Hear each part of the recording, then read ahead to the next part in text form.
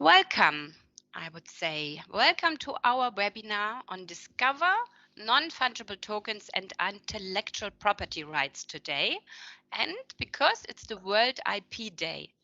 So my name is Heike Pratsch, and I'm working as advisor in the GIZ project, Culture and Creative Industries. And we are implementing this project on behalf of the German Federal Ministry for Economic Cooperation and Development, together with the Goethe Institute. And the overall aim of our project is to improve employment and income opportunities for creative professionals in Sub-Saharan Africa and in the Middle East. But today, for this event, we team up with the Hanseatic Blockchain Institute from Germany and with the World Bank's project on Solution for Youth Employment to discuss this specific topic on IP rights and NFT. So, and did you know that almost 50 million people work in culture and creative industries worldwide, and that the digital and creative industry has been, of course, especially prominent in the last years in the growth of this sector? That's why today, on World IP Day, we want to dive into the field of Web3. And together with our speakers, we will have a closer look also on gender, cherishing this year's theme, Women and IP, accelerating innovation and creativity. As research has shown, there's a significant IP gender gap, which represents really missed opportunities. So I'm happy to hand over now to Moritz Schild from the Hanseatic Blockchain Institute, who will guide us through the discussion today. Yes, thank you very much, Heike. Great pleasure being here. And sorry, my name shows up as meeting room because I'm in the meeting room because I had difficulty. Warm welcome from Hamburg. It's a sunny day here and it's 3 o'clock in the afternoon. Heike mentioned I'm working for Hanseatic Blockchain Institute. Just a brief introduction so you know who I am. I have an academic background in law and business administration.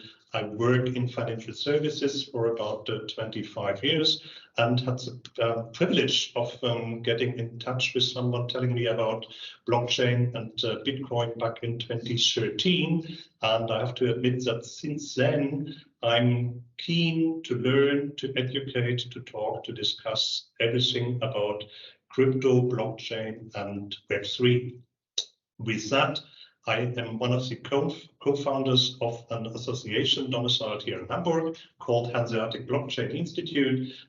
We want to support the cooperation within this space, and we want to educate, and we do that since 2017. We have regular meetings, we organize workshops. We have been approached by GIZ, which is really great and wonderful. And one final thing, our Hanseatic Blockchain Institute, domiciled in Hamburg, recently got approached by the German Federal Ministry of Business Development and Climate Change. And we won a study that we are going to perform over the next couple of months, which will look into the application cases for blockchain not in the world, but in Germany. A study called W3 Now, which we are going to start now. And if someone is from Germany, is interested in learning about this study, please feel free to visit our website at w3now.de. With that introduction, I have to admit that we came together as a panel with relatively short notice, and I'm grateful particularly to Oliver Scherenberg who helped to put together this panel, which is kind of a global, worldwide collaboration of IP experts. And I would like to take the opportunity to briefly introduce each of them to you, and in order from left to right.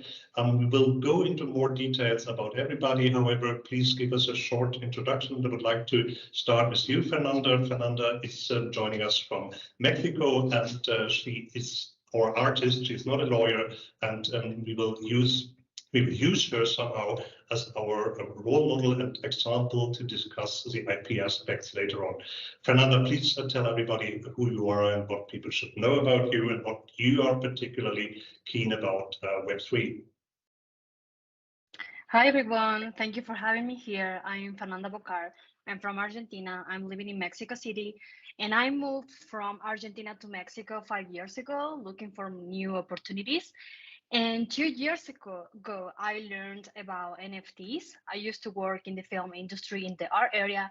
When I was living in Argentina, I moved for that reason, but then I discovered NFT 2 years ago, and I decided to do something with my art. I never monetized my artwork before because I used to work in other industry. But when I discovered NFT, I saw a great opportunity to finally do something with my artwork because I used to paint for myself and for my friends and family. And I decided to make a collection. That was 2 years ago. And 1 year ago, I launched Serious and Cool People, and I sold out within a month, which is for me was a huge surprise. And everyone were talking about my characters on LinkedIn because I sold my collection and I did my whole strategy on LinkedIn. I met wonderful people on LinkedIn. I met all of you there. So since then, I'm now into NFTs full time. I consider myself as a Web3 creative and artist. I'm working on my second collection, but yes, what put me in the Web3 focus was my first collection, Serious and Cool People, which is sold out right now. And yeah, this is me. Right now, I'm working full time on my artwork. I'm not working in movies anymore. I never worked in movies in Mexico. Now I'm working full time into NFTs. And I think it's a huge world. I'm still learning, but I learned a lot since then. And yeah, this is very excited, and I'm very excited to be here. So yes, please use me as an example because I'm an artist. I'm not that into IP, but of course I know a little bit. Great, thank you very much, Fernanda. Next on our list is JoAnn Holmes. She is an IP lawyer and is located in Atlanta, if I remember correctly, in the US. Give us a brief introduction so everybody knows who you are and what you are particularly doing with Web3. Excellent. Thank you, Moritz. So as you shared, my name is JoAnn Holmes, and I am with Holmes at Law. I am a global intellectual property and digital assets attorney and a Web3 advisor. I help business leaders globally design compliant and profitable Web3 revenue ecosystems. I'm very fortunate to have advised some extraordinary and elite accelerators, including Dapper Labs, Techstars, and here the Atlanta Blockchain Center. And effectively what I'm doing is advising founders on 5 continents. So I have a great opportunity to see how blockchain technology is being deployed across the world. I serve here on the inaugural Blockchain Law for Social Good Center, where our objective is to help law students, lawyers, and legislatures design blockchain technology policy that helps the industry flourish while also protecting the citizenry in the United States. And I am very fortunate to have been identified as one of the top 100 women of the future. And so on today, when we are celebrating women in intellectual property, that is certainly something that is dear to my heart. I believe that Web3 creates opportunities for more egalitarian intellectual property-based wealth. So it is an honor and a privilege to be with everyone here and speak about how we can help support women in this new emerging technology around blockchain. Thank you. Wonderful. Thank you. It's great having you in our panel. The next one on my list is Oliver Scherenberg, who is as well in Hamburg, Germany, so kind of next door. Oliver, please give a short introduction to what you do and what's your passion about Web3. Yes, absolutely. Thank you very much. Thank you, Mart. Thank you, Heike, for having us, for allowing us to be on this panel today about the topic intellectual property and NFTs, which is dear to my heart, and my full day schedule is almost dominated by these 2 topics. So I am an intellectual property attorney with almost 20 years of experience in licensing, monetizing intangible assets. So it has been in the media industry some time. It has been in technology areas, more in the trademark, more in the advertising. But let's say the underlying principle has always been to connect people who made innovations or creative processes and connect them with users and let's say the industry. So ultimately to create a revenue stream from intellectual property and to monetize these assets. So it has come as something natural that when Web3 became a bigger thing, especially when NFT projects became more and more popular, that I also wanted to be prepared to respond to client requests. As I started getting the first requests, I understood that I did not understand very much. So I thought it was very wise to dig into things much more, not only from the legal perspective, but also from the technical perspective.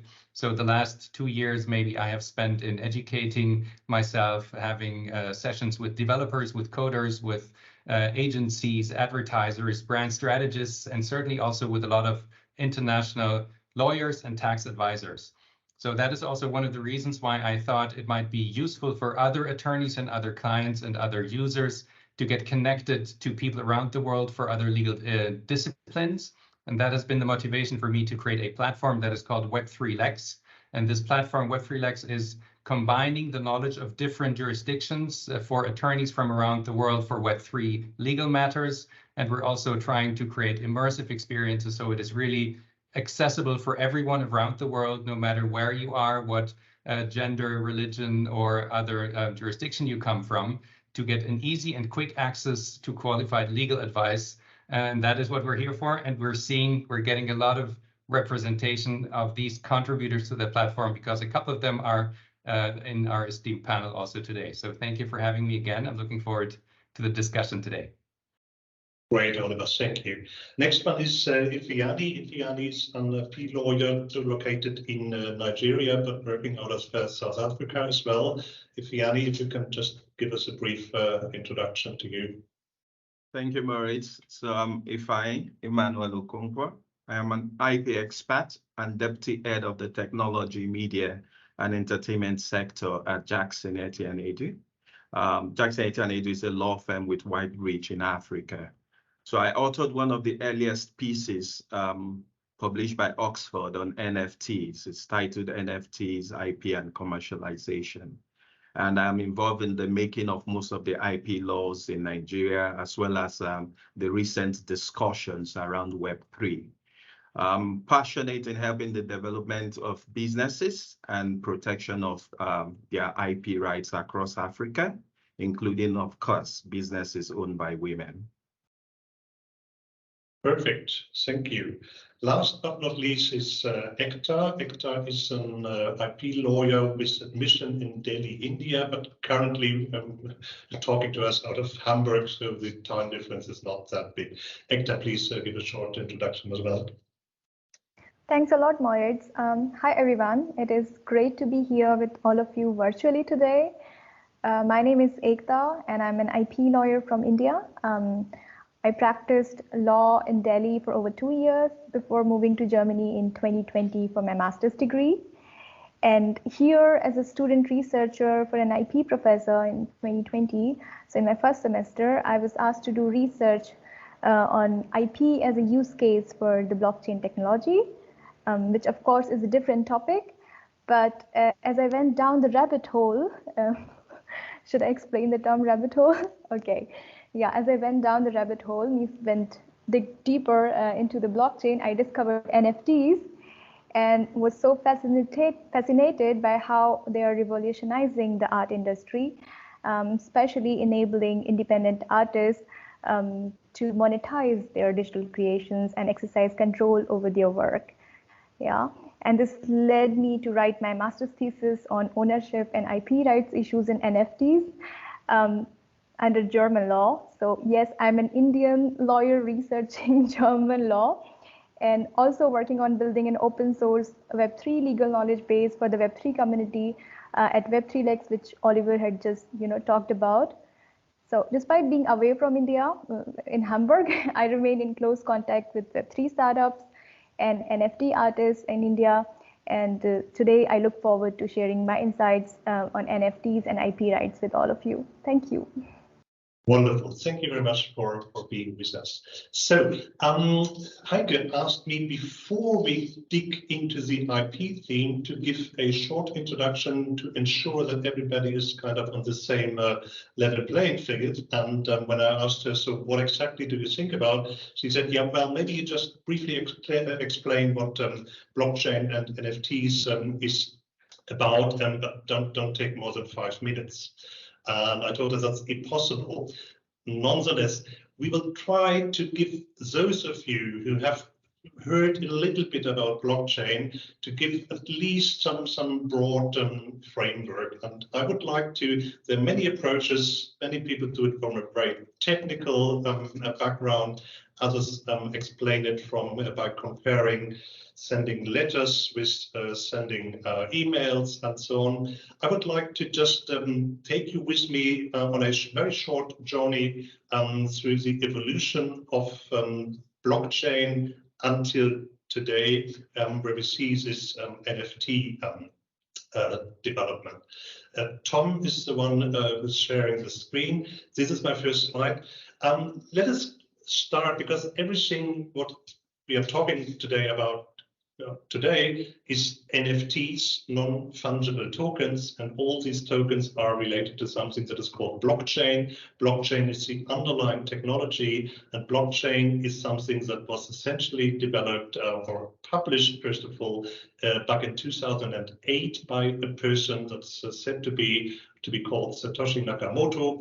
He essentially published a paper at a time when there was a financial crisis, everybody was scared about money, and he said, I have the idea to develop a digital protocol which permits that individuals take part in this protocol and they can send to each other something valuable. Prior to that, you could send emails and so on, you could send copies.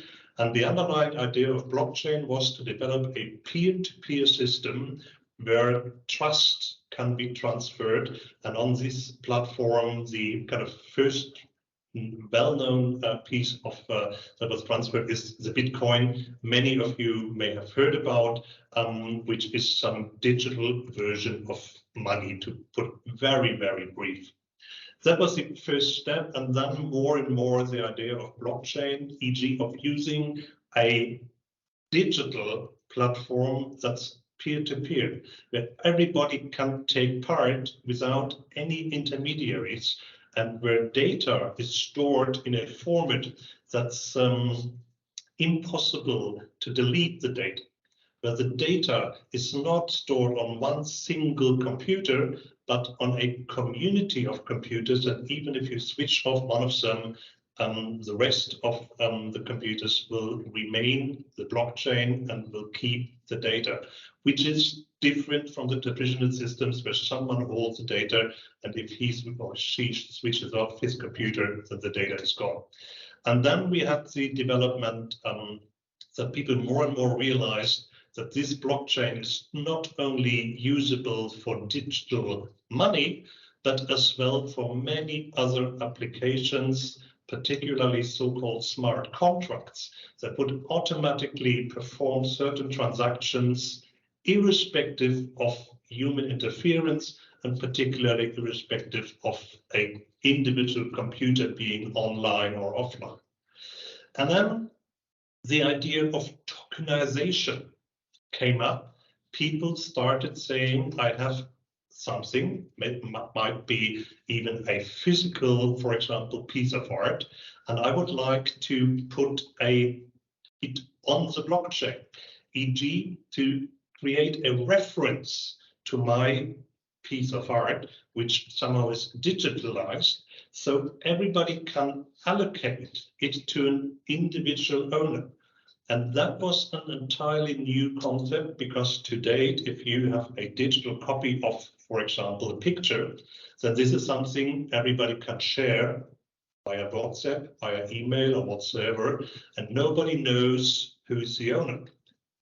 The idea of applying blockchain to virtual digital art created the opportunity to transfer something like ownership of a piece of art, for example, from one person to another, without an intermediary, without a gallery or whatever where someone want to buy it, but with a digital register that clearly says this piece of art belongs to JoAnn and the other one belongs to Ekta. And this idea of using blockchain as a platform where you can allocate digital documents, art, to individual wallets has created an enormous market that in 2021 reached a volume of 25 billion US dollars in sales in these NFTs, in pictures that are individual and that can be digitally transferred, allocated, and sold. And I think on the next slide, we have just given a brief understanding, and I'm delighted that this picture is already one of the collection of Fernanda talked about, and we will get into that in a minute. So an NFT is called non-fungible token. It's a unique identifiable information which is directly linked to a file, and the file contains the art piece. However, by using this connection, I can transfer it to someone else, and after that, everybody who is eligible to look into this database will be able to say, okay, this has been transferred from Moritz to Oliver, for example. However, having such a digital art piece in your wallet does not enable access to the underlying piece of art. It does not necessarily prevent copies to be taken. However, it's some kind of an assignment. And I believe that this idea of being able to assign digital art, it is something that prior to this new technology could be easily transferred within seconds by just sending it over to someone. But now being able to tag it, to have your stamp on it, and to be able to say, come on, I have a picture that's very special and I have it in my wallet, on my phone, and there is a clear identification. It belongs to me, it's mine, I bought it. That's an enormous step that makes digital art marketable. And I think we have one final slide that gives you a flavor of how this would work. And here we have a screenshot again, one piece of out of the collection of Fernanda, where a marketplace called OpenSea, which is supposed to be the largest marketplace for NFTs, is offered currently at a price of 0.22 Ethereum. Ethereum is the currency most often used on these markets, and this number translates to a purchase price of $400 US for a digital picture. With that, I do hope that all of you that said I've never heard about NFTs at least got a slightly higher level of understanding. And with that, I would like you, Tom, to switch off the PowerPoint, and would like to start our discussion exactly with you, Fernanda. You introduced yourself already. However, give us a flavor. How did you get to the idea? What was your first encounter with NFTs, and what made you, which started painting for your kind of private amusement, to say, let's start if I can convert one of my pieces into an NFT? And then what was the input, and what was your idea about it? Yes, it was because I saw a great opportunity to monetize my artwork, because I always paint and I knew that I wanted to do something someday, maybe mix a film with my artwork or something like that. I didn't know what to do. But when I discovered NFTs, I saw a huge opportunity to finally monetize and just show my artwork to the world. And when I started studying about NFTs, I got obsessed, absolutely obsessed about the technology, the idea, and how can I sell my artwork through cryptocurrency. So I decided to create a collection from scratch, even though I already have another illustration that maybe I could offer in a marketplace. I decided to do something from scratch, something new. That's why I create Serious and Cool People. And sorry to interrupt you, but, yes. but how and when did that start? Was it a friend saying, hey, have you seen the NFTs? Or what was your first encounter with the idea? Because I met a friend from Miami and he saw my paintings. I didn't have an iPad at that time. Now I have an iPad Pro, so I paint with my pencil on the iPad. But at that time, I didn't have anything to paint with, and I used to paint in a paper. So I saw him all my papers with my artwork, and he told me about NFTs.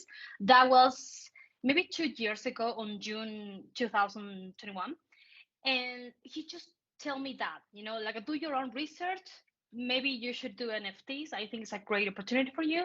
And I started watching YouTube videos, and then he invited me to his birthday in Miami, and he told me, look, I'm going to invite you to my birthday. I think it's a great opportunity for you because some of my friends are into NFTs, some of them are into Web3, that they want to create a marketplace. So the invitation is for you. If you want to come, just come over. Of course, I went because I saw another opportunity going there, and I met a group of people. They were building a marketplace, and 2 months later, I went to Las Vegas. I met them personally, and they helped me to get into NFTs, and they mint my NFTs in their marketplace. That was my first mistake because I didn't own my own keys. Okay, but for the technical process, which for those of you not familiar, is not easy peasy, at least. No. If you are an artist, you started using external supporters who gave you the technology to mint. Minting is the creation of an NFT out of a piece of art. And then the next step was just using this marketplace you have been introduced to and say, okay, I put them on this marketplace and let's see if someone is interested in buying them. Yes, I already have maybe 20 of my friends that wanted to buy my NFTs because they saw me working so hard for 5 months. So they wanted to support me. And they were buying my NFTs on that marketplace. But of course, they were taking the 30% of the sales. And I was thinking, why they're going to take the 30% of my sale if I sold the NFT because they are my friends, And actually, I didn't own the keys because they mint for me. And I was like, I think that's not a good deal. But finally and luckily, I realized about that. So I decided to burn those NFTs and minting on OpenSea. And I did my own, marketing strategy, and yes, and I sold out within a month. But the first time when I learned about NFTs, it was so hard for me. I had no idea about cryptocurrency. I had no idea about anything. So it took me like 2 months and a half to really understand what NFT is about and how can I take that technology in my, how can I say that? How can I take an advantage of that technology and sell my artwork using a cryptocurrency? But yeah, it was hard at the beginning. It took me like 2 months, sitting 24/7 in the chair, looking for YouTube videos. And of course, my English at that time, it wasn't that good. Now I'm improving my English, but all the information were in English. So yeah, it was hard for me. I think if you want to get into NFT and you're an artist and you have no idea about anything, you need to take your time, be patient, because it's going to be hard at the beginning. Then it's going to be more easy. But at the beginning, it's going to be hard to really understand what NFT is about, because you need to learn a lot about not only marketplaces, about cryptocurrency, which blockchain is better for you, one-of-one art pieces, PFP. My collection, for example, is one-of-one and PFP at the same time. I didn't know at that time. Now I know. Maybe you just explain what PFP stands for, because not everybody might be familiar with the. And please, everybody, use the chat function if you have questions or remarks, and we will have a open discussion later on. But let's have this as interactive as possible. Yeah, what does PFP stand for? One of one is when you have only one NFT and you created that NFT without using any algorithm. PFP is when you create, let's say, 5,000, 10,000 collection using an algorithm to create all the character. So PFP is profile picture project. So that means that you can use your NFT as a profile picture on Twitter, Instagram, or LinkedIn. But what I did one of one, but PFP at the same time, because my collection can be used as a PFP, as a profile picture on social media. But I did 111 PFP character, one of one. So I did one of one. I did 111. That's why it took me like 5 months. No one does that. I don't know if someone did it, but I think it was the best option for me because that was the tool that I had at that time. I know that I want to create a collection because I understood the collection meaning at that time, because everyone were doing collection, not only one of one NFT. I think that was more important at that time. Now I think the people prefer to buy one of one art pieces. I think it's more, we are going more into that way. But at that time, everyone were selling PFP collection, but I had no idea how to do it. I didn't know how to use an algorithm. So I create PFP, but making each character handmade it. Before we move into the IP aspect, which should be on World IP Day, of course, the main part of our discussion today. So when you started selling your NFTs, was it with the intention that people would use them as profile pictures, or would you expect that people print it out and put it in the kitchen, or is that did you have any idea of what the purchasers would want to do with the NFT they bought from you? Not really. I mean, but for me, it was an honor to see all of them using their Serious and Cool as a PFP. For me, it was like, oh my goodness, I nailed it. But but yeah, I mean, what I wanted is the people support me and buy my art because they like it, not because they want to take profit. But I had only one guy who bought 13 NFT the first time when I minted, only with the intention to take profit from it, and they did it. Yeah, he did it well. I think he resell like a 10 NFTs of the 12 or 13 that he bought.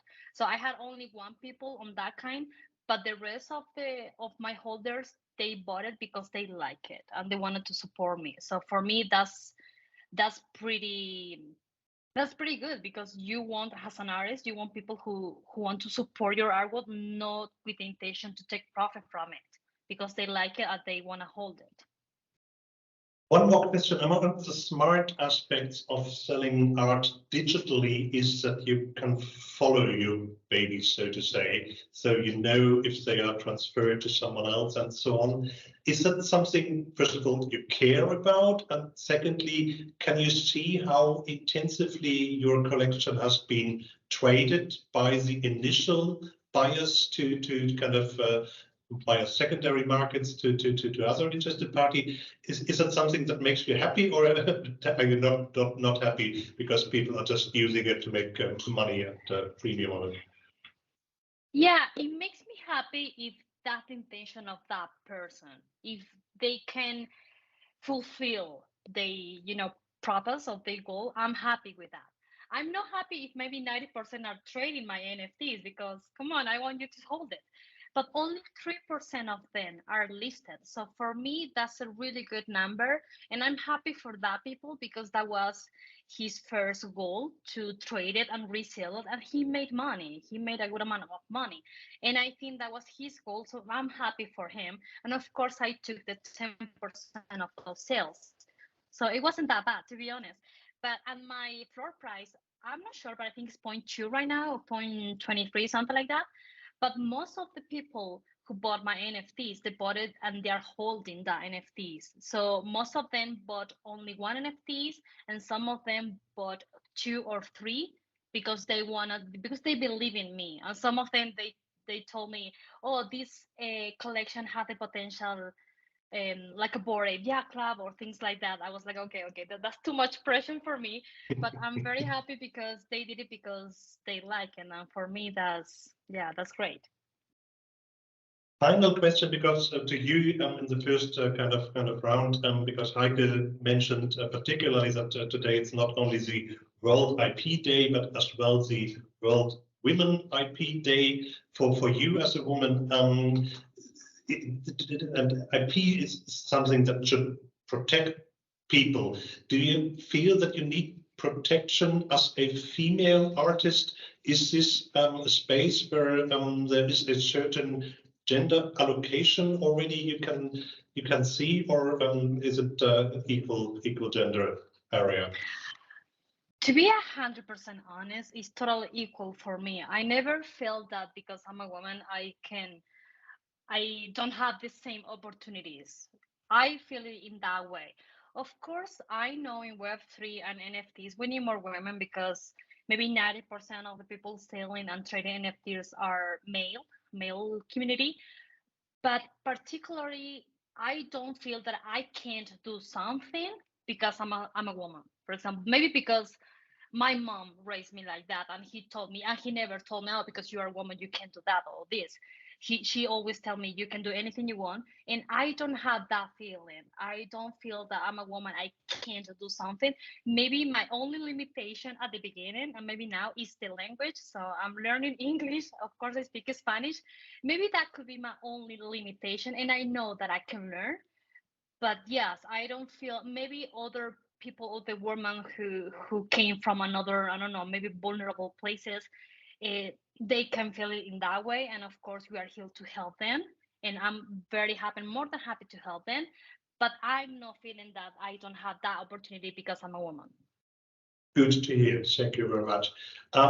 Yeah, let's now move a little bit the focus from art to law, and both of these have three characters, and apart from that, not too much in common, because one is very kind of straightforward and formal and rule-based, whereas art is pretty free. Nonetheless, we have certain aspects from which a legal pair of glasses that are interesting, relevant, and important when we look at NFTs.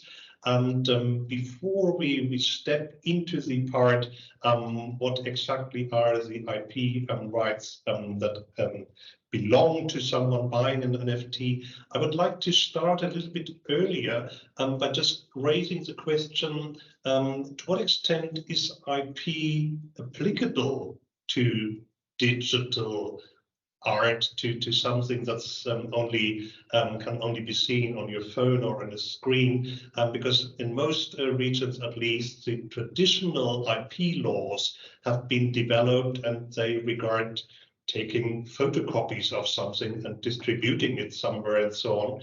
This is the kind of traditional view.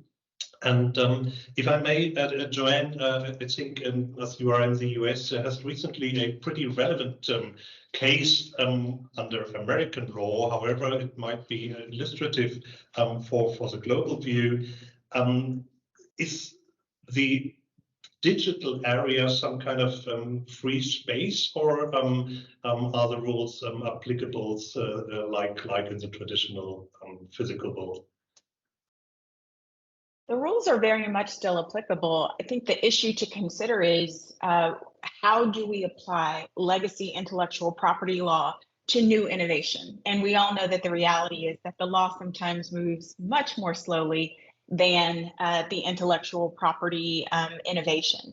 And so if we think around a baseline with respect to NFTs, we have fundamentally trademark and copyright law, and in close relation, we have contract law through licensing.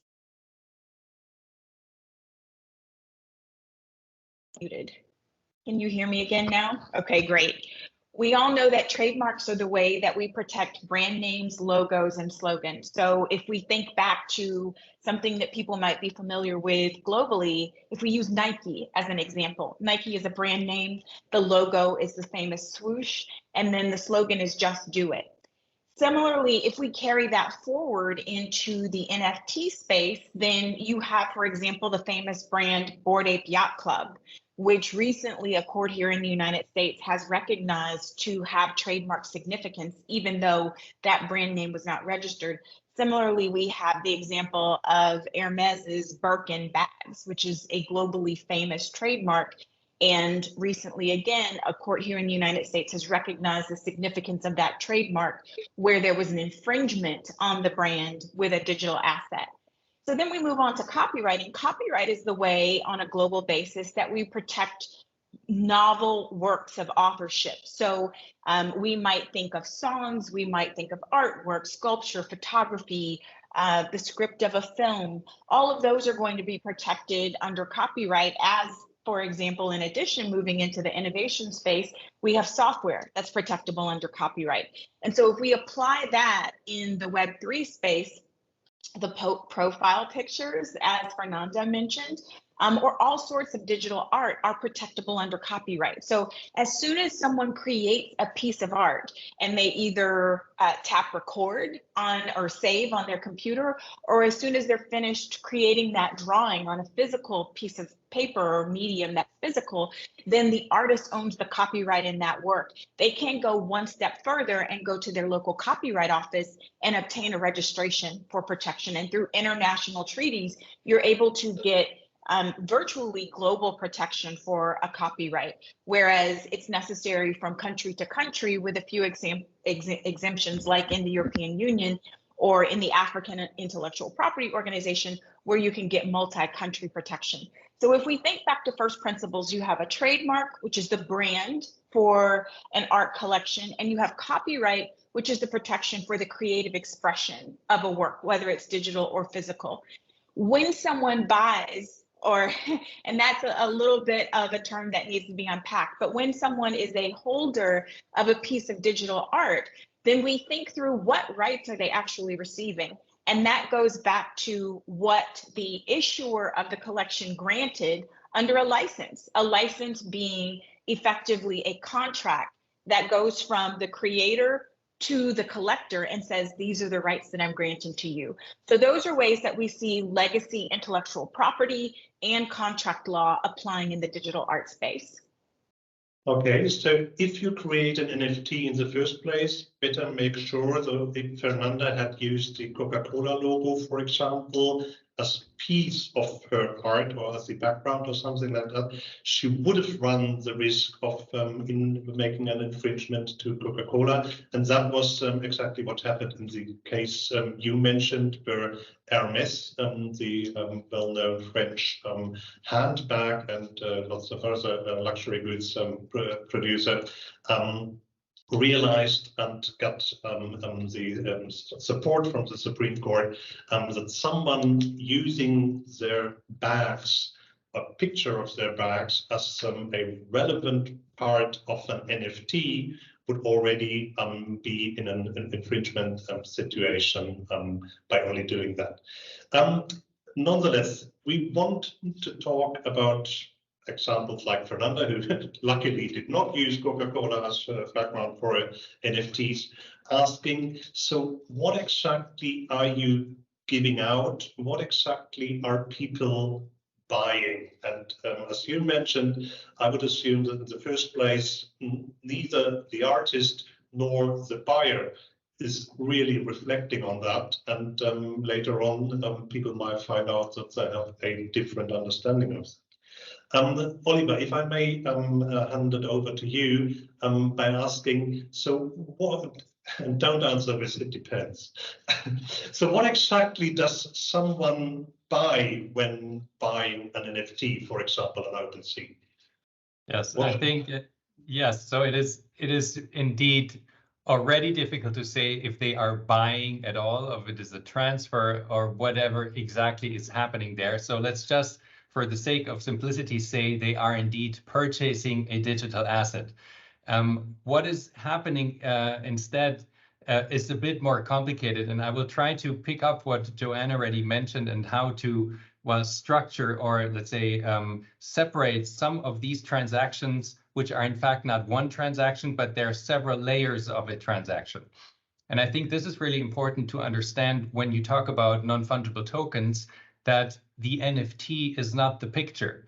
The NFT is the entry on the blockchain, which is just scribbled code, if you so want, governed by a smart contract, which is a self-executing software that basically follows an indication that you predetermine.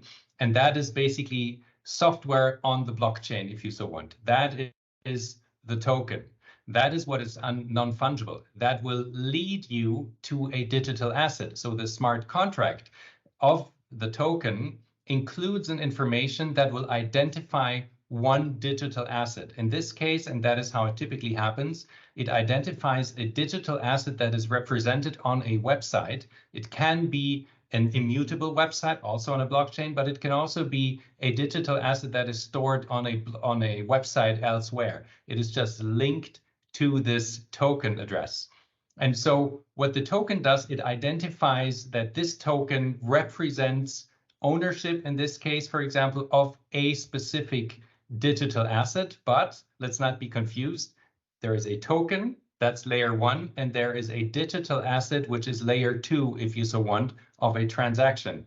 And now, since we're talking about intellectual property today, it is important to understand that we have still not talked about intellectual property. So we have the token, we have the asset, but what comes next is the third layer, and that is the question, how can you use the digital asset? So does it mean that only because you bought an NFT linking to a digital asset, I can do with it whatever I want?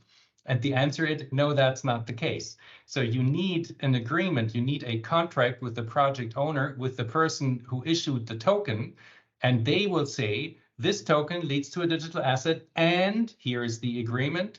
I identify this token as being mine, I hold the intellectual property right, and I grant you a license to do something with it. Because if you do not say anything, and that is what happens very often, if you do not say anything about the third layer, there is no license. So the default setting is, and that would be just the same as going into a gallery and buying a physical art piece. The default is you get a digital asset, or you get the physical asset from the gallery. You can take it home and you can hang it up on your wall or look at it at your computer screen, but you cannot do anything with it.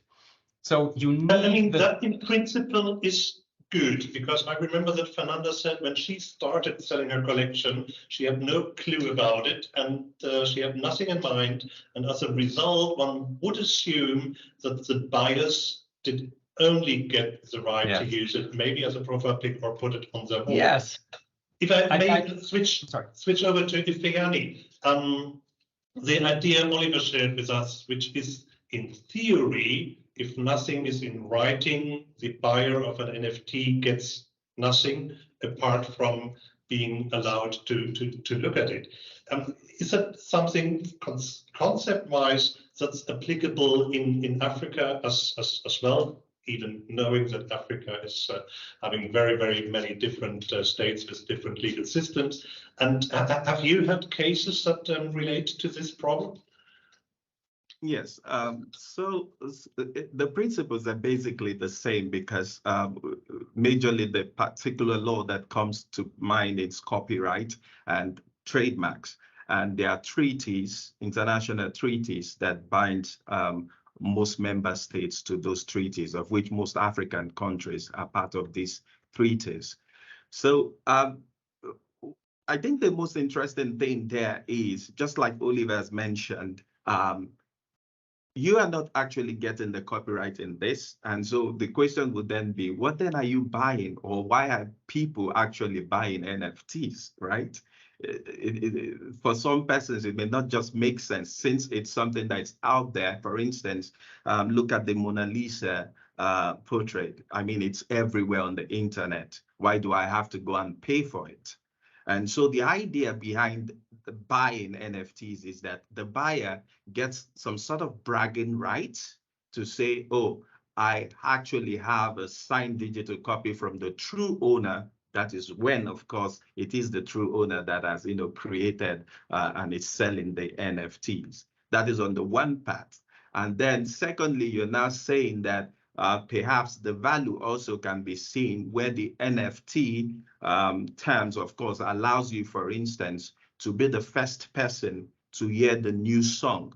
Let's say maybe John Legend has come out with a new song and nobody has heard that song before. And then he has minted some of NFT saying, oh, if you buy this, you get to be among the first persons that will hear the song. Or perhaps you'll be the only person that will ever hear the song. Now, that is where the value comes in, and that is where people then rush and say they are buying. But even when you're buying these NFTs, definitely, it is not the song or the rights in the song that you are buying. It will all then depend on what Oliver was trying to explain as to whether the terms of that platform or the agreement gives that right, either it's a licensing right for you to use, or in some cases, and this is the disruption that is happening now, there are some organizations, even in Africa, that are now trying to use the NFT as a platform, not just for mere digital assets, but to also incorporate intellectual property assets. And if this goes successfully, what it means is they would probably, what would make these platforms unique or stand out is that they will be saying, for this digital asset, once you purchase it, you also get the right or the licensing right to the real IP asset. And that is the unique thing that is happening now. Let me jump to you, Ekta. I would assume that the underlying concept of IP, e.g., if you buy it from an artist, you only get what is written down somewhere, is similar in India as well. However, and this reflects to a question I've just seen in the chat room, how is the other way around working? So if a seller of an NFT is selling his piece of art, can he still sell further copies? Can he sell a printout of the NFT that was initially sold to the initial buyer? What's your view on that? Who holds the rights, particularly if nothing is in the contract? Yeah, it works the same way, like what Oliver explained, what you buy from the museum. When you buy an art piece, you don't buy the rights to it, you just buy the art piece and you can decorate your living room with it, perhaps. And in the same way, if when you're buying an NFT or when the creator is selling an NFT, for example, Fernanda sold her NFT, what she sold was this right to the person to have it in the wallet, maybe display it, maybe have it as a profile picture, but this person cannot commercialize it or use it in any other way unless Fernanda says that, okay, I also give you the use rights or exclusive rights or non-exclusive rights, or maybe you can use it only in the USA or in Mexico or in particular jurisdiction or in a particular way. So it's up to Fernanda to restrict or limit the use or give more rights to this person. So it works in the same way. And in India, the definition of artistic work is quite broad. And even if we assume that NFT can represent almost anything, you can tokenize anything and link it to a token. Any asset can be linked to a token. And if we assume that NFTs are just a database or just a computer program, they will still be protected by the copyright laws in India. So I see no limitation that NFTs cannot be protected by the intellectual property rights in India. All right. Nonetheless, all this sounds a little bit theoretical because in real life, selling an NFT and afterwards saying, "Etchy bitch, you have nothing," might not be the appropriate way, might not meet the expectations, and then, of course, even enforcing the intellectual property rights, if Fernanda realizes that a guy in Hong Kong is putting her NFTs on a screen outside his shop, for example, how do you get into that? Oliver wanted to say something to it. Is there a market standard already in place, or might come up someone? Yes, I think it is super important to give a real-life example to understand why people cannot expect anything else than the asset. Because indeed, and I answer the second part of your question right after that, because people have expectations that they're getting more than just the asset, but that is a development that came from the market. So I think it is important to understand, for example, if you go into a bookstore, JoAnn, we see your cable now, unfortunately, not your face anymore. Okay. So if you go to a bookstore and you buy a book, what you can do is you read the book. What you cannot do is copy the book and resell the book in multiple times. What you can do when you buy music, when you used to buy music on iTunes, for example, you can listen to the music, but you cannot print it on a DVD and resell it, or have a platform where you upload it and people have to pay for the upload. The same, that is absolutely obvious for everyone. So if you buy a Warhol piece of art, you cannot print calendars and coffee mugs and sell them. Everyone it's obvious that no one can do that.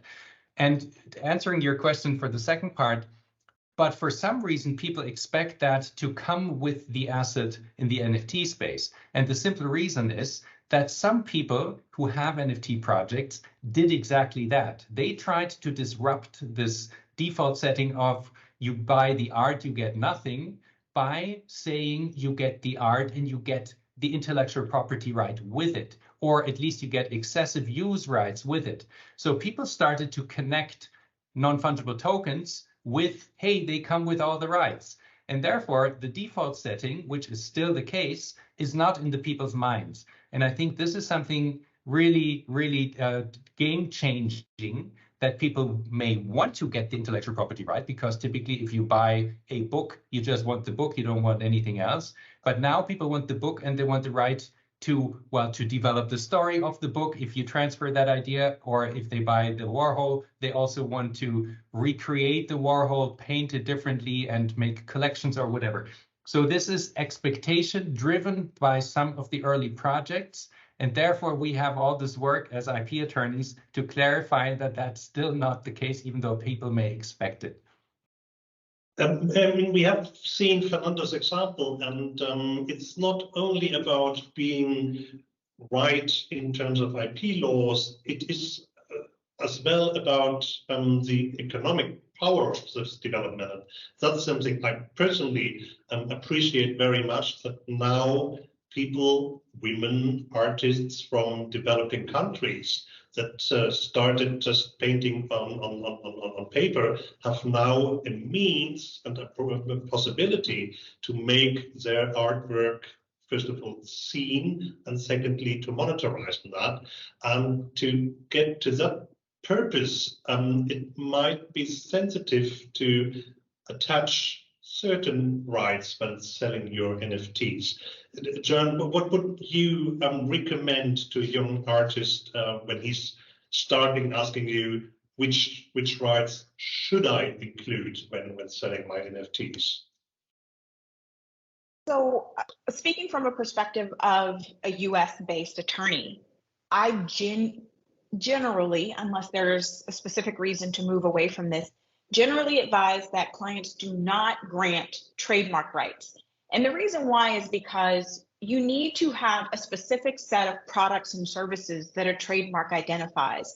We have here in the United States a concept of dilution, which gives additional protection to famous marks. So going back to the Hermes and Birkin bag example, the court recognized that Birkin is a globally famous trademark, and so it was entitled to an additional scope of protection than a mark that is less famous. But if we go back to first principles, you obtain trademark rights in a couple of ways. One is under common law, where effectively you get rights by going out and offering a product or a service under that brand. Or you obtain trademark rights through getting a registration through your national governing authority. And in that scenario, you need to tell that authority, these are the products and services specifically identified by this trademark. So it's not really possible, certainly under United States law, to be able to grant a community of collectors very broad trademark rights where they can go and use your brand for any product or service under the sun, because you as the issuer don't have that broad a scope of rights. So this is the reason why I typically advise clients against granting trademark rights unless they're going to be a very specific license. Moreover, here in the United States, a trademark owner has a responsibility to maintain overview for the quality and the goodwill associated with that brand. So there are some unique responsibilities for trademark holders. From a copyright perspective, what's really interesting and frankly disruptive from an intellectual property law perspective is I think of it as a spectrum. So on the most conservative end of the spectrum, you'd have a brand, for example, like Disney, where in respect of their copyrights, they hold all of the rights very closely. They might allow, for example, some fan art, but outside of that, if a third is using their characters, which are again protected under copyright, without a license, Disney's attorneys are going to go and stop that use. What happened in 2017, 2018 is we had something called CryptoKitties, which were some of the earliest NFTs. And what was disruptive about that is that they said to the holders in that collection, you can commercialize your individual CryptoKitty up to $100,000. And that was just unheard of, really, in traditional intellectual property. We move a little bit further down the spectrum to Yuga Labs and the Bored Ape Yacht Club. And effectively what they said is our holders have an unlimited commercial opportunity to go out and monetize their PFP. And what that meant was they could go do all sorts of creative copyright licenses in terms of holding that. And then the last and most generous end of that spectrum is something called Creative Commons Zero, where effectively the issuer of the collection, we've seen this with Nouns and MFers and Moonbirds as examples of collections, where the issuers of those collections said, we're going to relent our copyright to our holders, and not only our holders, but to anyone. And you can go out and commercialize the rights, the copyright in these works in whatever ways you choose to do that. And that is truly not a model that we've historically typically seen in terms of intellectual property holders being so generous. So what I would advise a client is think through what you want to offer, what level of control. If you want your work, for example, to not be able to use in obscene ways or ways that you see as harmful, really think through what you want to offer and what your model is going to be, so you know whether you're going to be on the more conservative side of an organization like Disney or the most generous side of those collectors who've issued Creative Commons Zero rights. Yeah, Fernanda raised her hand. Yes, I want to ask you, JoAnn, about COS and Disney, because the artist COS is using Disney body, the Mickey body. So I wanted to ask you if they have an agreement or something like that, or COS is free to use the Mickey body and put in a different head.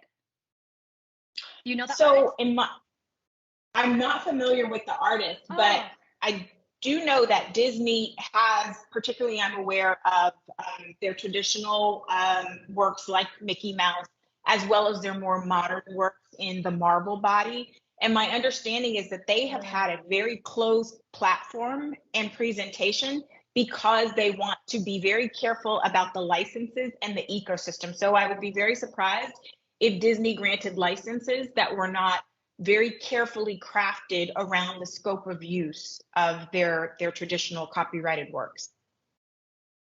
Let's move a little bit to the enforceability of intellectual property rights, because when we look at NFTs as a means to help artists in developing countries, they first of all can't afford to consult a lawyer to write a 20-page license contract. Secondly, there are platforms like OpenSea that might have certain standards which you have to adhere to. And thirdly, even if an artist from a developing country realizes that someone who bought his or her NFT is using it in an inappropriate way, how can you enforce that? Ifeanyi, have you come across cases where an NFT artist realizes that things are not happening in line with the intended contractual use? Yes, we've seen some of these cases. In fact, one of the scenarios was what inspired one of those that were affected to actually create our own NFT platform. So currently there is this lady called Deborah Ojegbede. She's the founder and CEO of Afen Blockchain. It's an NFT platform, and she recently emerged as the Afen Blockchain, of course, emerged as the best NFT marketplace at the recently concluded Binance Decentralized Africa. She was able to raise about over $1 million, like in 10 minutes. And how much? Sorry, I did not get that acoustically. Over 100 million or 1 million? No, 1 million. $1 million. And that translates to a lot of millions in Naira, depending on the exchange rate. So, and what she has done was initially, of course, there were a lot of nuances around this, especially for young artists. For instance, you're looking at the issue of how do you conduct a proper IP due diligence on the platform you want to use? How do you have IP diligence on the IP owner? And then you're looking also at conducting certain diligence with regards to the T's and C's of that particular NFT platform. And then you're also looking, by the way, T's and C's means terms and conditions. They said we shouldn't use abbreviations. All right. And then she also was looking at issues around the ability of artists to come to the market space without having to go through intermediaries. But the issues behind all this is that I think artists now are becoming wiser. They are beginning to use the NFT platform in a way that is cost effective for them and can bring in a lot of money. Recently, I was reading, I'm not sure where I read that now. There's an American artist who told people that go ahead and create stuff using AI with my voice, and then go ahead and share, and then she was going to share the royalties with them. So it's a disruptive period we are in, and it is always advisable you do your due diligence on the market platform. No, just like JoAnn said, you need to be intentional as to what you want to achieve, and then find the best business model that will enable ease of doing business on the platform. And I think that's where the secret lies. Ekta, you have been looking into this, as I believe, and Ifeanyi mentioned there are different platforms. Do they all have kind of similar terms of conditions? Is there an industry standard already? And do I have to obey the rules that the platform has established if I wanted to use it to sell my NFTs? Or can I have an individual agreement even though the platform has a certain standard? Yeah, so maybe most of you are aware of EIP 721, Ethereum Improvement Proposal, ERC 721, but it's mainly for the NFTs. But before ERC 721 came into existence, there were still NFTs. For example, CryptoPunks, CryptoKitties, yeah. So CryptoKitties do not follow 721 standard, and that's why it's not interoperable, and they had to manually code it to make it visible on OpenSea. But since now we have this standard, which most NFT platforms are following, it's interoperable, and you see the same traits, and it is visible on all the platforms simultaneously. Yeah. So this is the ERC 721 standard that you follow for minting an NFT. But depending on which platforms you use, it's up to them what terms and conditions they want to enforce. For example, recently there was a battle between OpenSea and Blur, where Blur said that we would, make most of the NFTs royalty free to attract buyers, because, if you're trading in NFTs, you don't want to share the royalty with the artist. Fernanda said that she made 10% from the further secondary sales of her NFTs by this person who bought 13 or 16 NFTs from her collection. But a lot of traders don't want to do that. So NFT platforms, to attract those traders to their platform, might change the terms and can have different rules to compete with established platforms such as OpenSea. And that's why we do need a standard that can be implemented in the smart contract itself. So for example, if you have the royalties in the smart contract, such as there is this ERC 721 standard, which everyone is following, then platforms do not have so much control over what can go in the metadata or not, if it's the standard.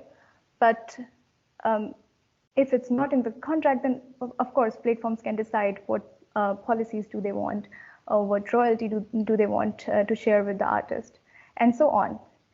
But also, Moritz, you were earlier talking about the best practices or global standards.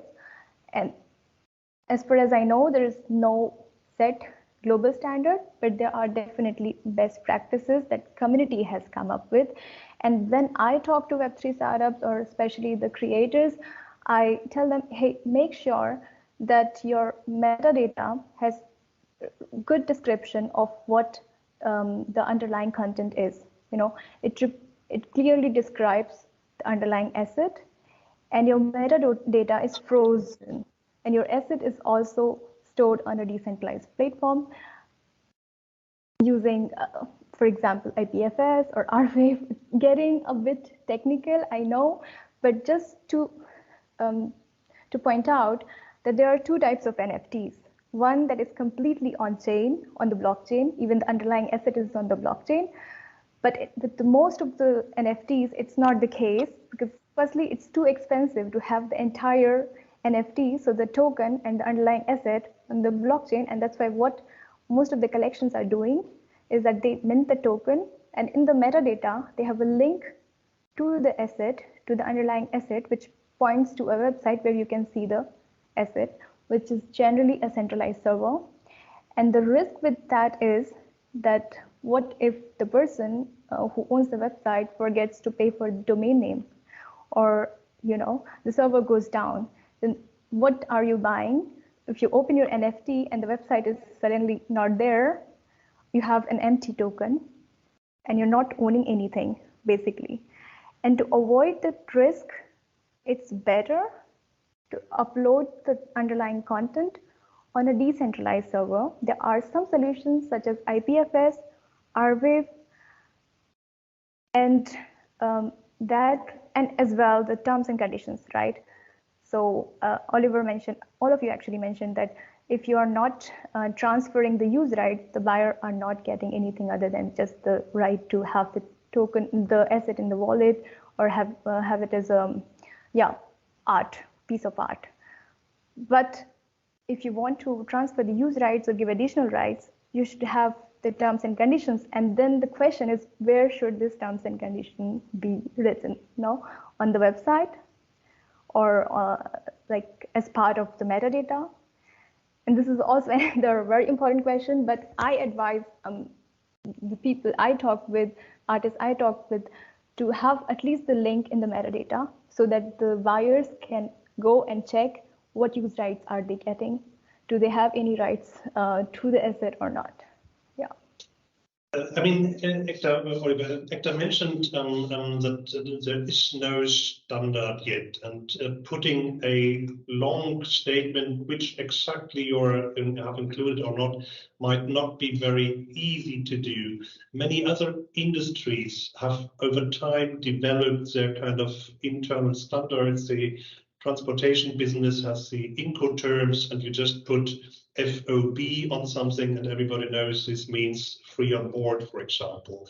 And in the absence of a global regulation for IP NFT standards, which I would not expect to come up within the next 5-10 years, is the industry at a state where it would be feasible, and I mean you are supporting the international exchange through your Web3X project, to say, okay, we establish certain terms, Incoterms, which then can be applied multilaterally?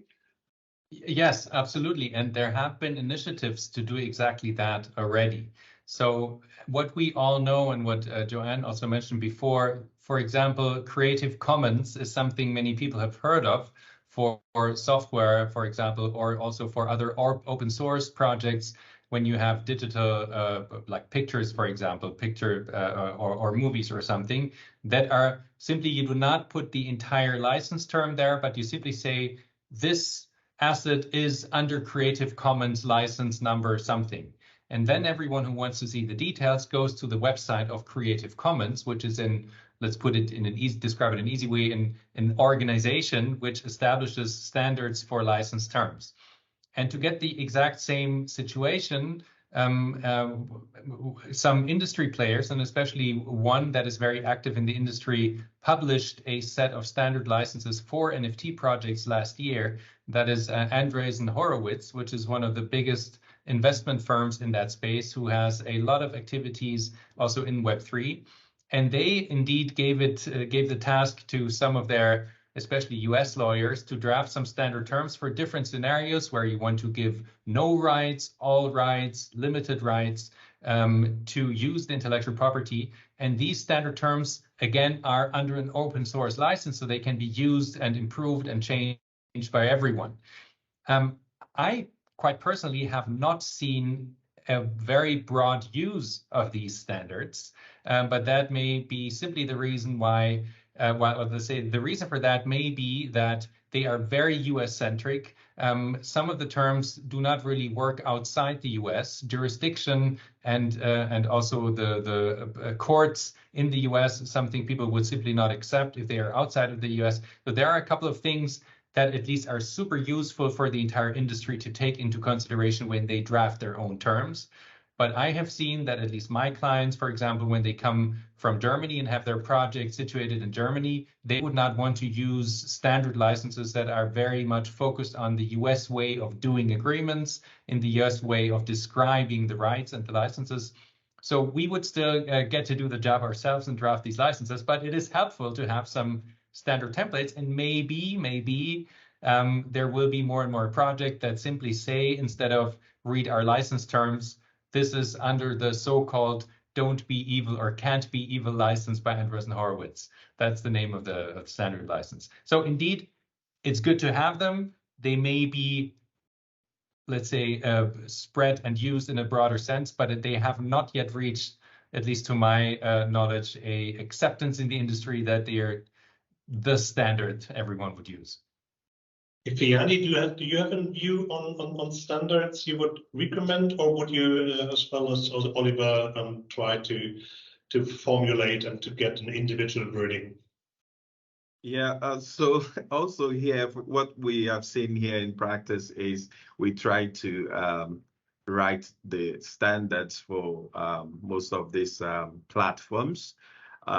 Because there is no global standard as of yet. And like Oliver did mention, that part of the US standard is too peculiar to US. But above that, there is a bit much more, there's more to it than meets the eye. There's also some political and economical interest for every country, right? And we see that at play too in Africa. For instance, recently, the Blockchain Association in Nigeria, recently we gathered and then created certain standards, right? And it was this standard we had together jointly from experts from everywhere. And then it was sent to the Ministry of Finance, as well as the Central Bank, as well as the Security and Exchange Commission, so that they could actually take this standard as a guide and then create some sort of regulation and accept blockchain and all that comes with it, including the NFTs. But what we have seen is the CBN, that's the Central Bank of Nigeria, doesn't want to accept these things, because to accept them would force them to accept cryptocurrencies, right? And that is something they do not want to do, because it has some economical underpinnings to it. And they want this thing to remain with the traditional banks. And then the fintechs industry is saying, oh, see, this thing would be easy if we accept it, because then we can then create viable and fast solution in the fintech space. And they said no, although the Security and Exchange Commission had gone further to accept those standards and then created a guideline that would then that for any investor, both including foreign investors, local investors, something that everyone can have a play with. But having done that, here's the tricky thing now. The tricky thing is this: why the SEC has accepted the blockchain and of course NFTs and all, the CBN is insisting and saying we have the right to regulate currency. So we are saying no, and the SEC is saying, oh, we can allow this as an asset or as an investment. So that's where the trick lies. But what thank you. Yeah. I have to admit, I have many more questions. Particularly, I would love to go into the area of enforcement, which I feel is particularly difficult if an artist in a developing country wants to get something with IP in the US, which is at least thought to be the most expensive environment to get legal support. But we are running out of time. If there's something in the auditorium who has a burning question, please use the chat function or raise your hand. If there's something, please very briefly you want to add or to ask to our experts. Nonetheless, with that, JoAnn, I would like to ask you, because we had this issue about gender discrimination. Is this area, NFT, IP, something where you see gender-related issues that need to be addressed by the community? You're on mute.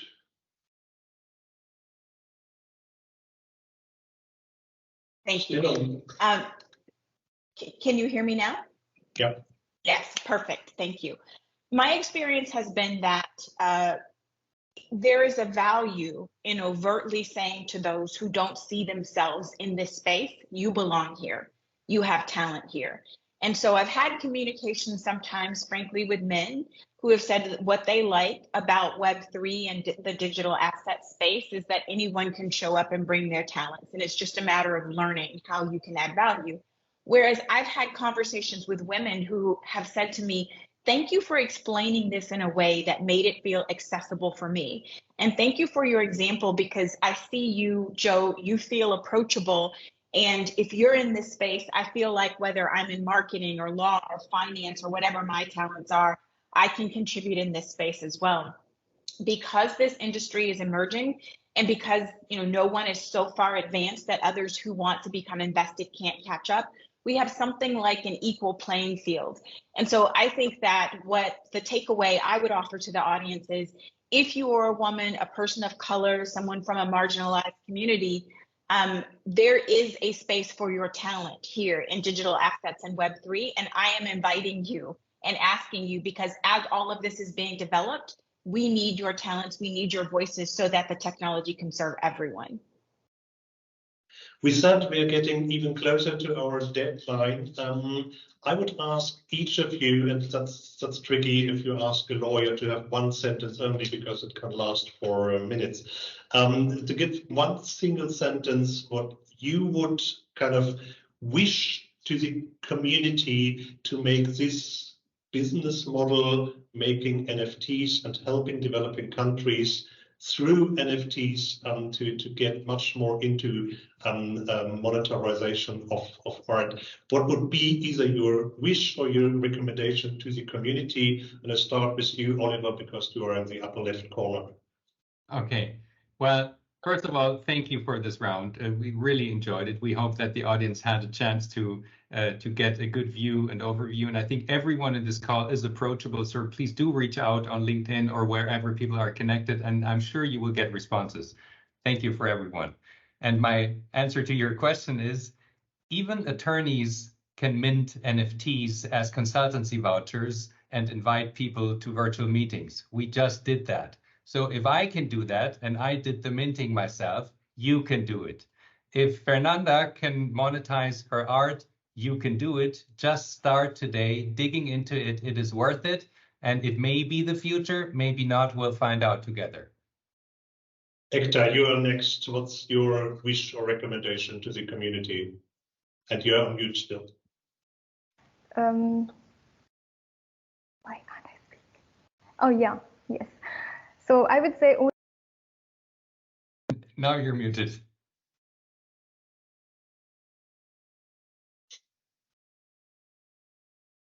You're still on mute. Sorry. Can you hear me? Yeah. Yes. So I wanted to say that only thing that is... Do you hear me? Yes, okay. So only thing that is standing between you and Web3 is, you know, education, learning. So go and learn, educate yourself like how Fernanda did, and take benefit, monetize, learn, be part of the community, and that's it. There is equal opportunity. Learn, explore, and take part in it. Perfect. Fernanda, you're next. What's your... Well, I agree with Oliver and Ekta, because if we can do it, you can do it too. And in my case, I had no community. I had no LinkedIn community at that time, and I did it, and I sold out a collection, and I can live from my artwork. So yeah, everything is possible. You just put all your passion into it, educate yourself, and of course, you can do it too. Perfect. JoAnn. My takeaway would be that in my over 20 years in global intellectual property law, I've rarely seen something that looks like an equal playing field. I did not go back to school to learn what I know in Web3. I don't think that others who are watching need to either. There are great free resources in podcasts, on YouTube, many articles. You can go to the Holmes at Law webpage. I actually put all of my favorite resources there to help people. So again, this is a personal invitation to learn the space, bring your talents here, and as Oliver said, please connect with us on LinkedIn. Ifeanyi, how about you? Yeah, my comment would be to women. I would say, ask the questions, enter the space, create the IP, and if you need any support, just reach out. We're here for you. Perfect. Wonderful. Thank you. Heike, Yes. thank you for the initiative to make this possible, even though it was short notice. I think it was clear for everybody that the panel enjoyed pretty much this global reach, which for me as well, I have to admit, was a first time discussion. And I think the smart part of what blockchain and Web3 is permitting is that we don't need intermediaries to communicate and interact on a global base, peer-to-peer, and to talk about these opportunities as well on a global base really helps to understand the opportunities this technology is going to bring along for the world. And with that, I think, Heike, you wanted to give us a closing remark as well. Yeah, thank you. Thank you so much, really. I learned as well a lot. So really my appreciation to all of you. And yeah, and I would really say it's not the end, my friend. We are really inviting you to more webinars. This one was really on the occasion of the IP World Day. It was a bit a tough topic, but thanks very much, Moritz, that you listened to me and really translated it to the basic structure. So I think it was a good combination. And I really would like to invite everybody who is interested to join us on those webinar series. I posted it in the chat. We are starting on the May 10th with a general introduction again on Web3 and blockchains. But this time in the series, we really would like to focus on our 6 partner countries. So we will hear voices from Kenya, from Senegal, from South Africa, from Jordan, from Lebanon, and perhaps also from Iraq. So all 6 partner countries we're working in. And we will have a community talk, a policy talk. And that's a cooperation with the World Bank, the youth program we introduced at the beginning. So stay with us. How do you always say? Stay tuned and be with us, be in touch. And I posted my email so we can put you into the email yeah, and resend email invitation for the next event. Thank you so much for all of you. And I think you're very active in LinkedIn. So somebody asked for the LinkedIn connections. We had that in the invitation, but of course, feel free also, all our speakers, to put your LinkedIn into the chat. But I think it's on the social media connected where we made the announcement of this webinar.